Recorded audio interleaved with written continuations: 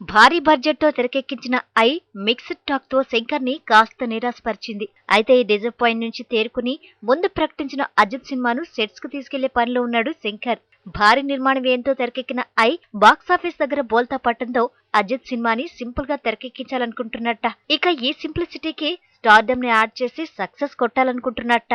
అందుకే తన సినిమాలకు ప్రత్యేకత తీసుకొచ్చిన ఐశ్వర్యరాయ్ని ఈ సినిమాలో హీరోయిన్ గా సెలెక్ట్ చేసుకున్నట్ట శంకర్ ఐశ్వర్యరాయ్ కాంబినేషన్ కు చాలా క్రేజ్ ఉంది.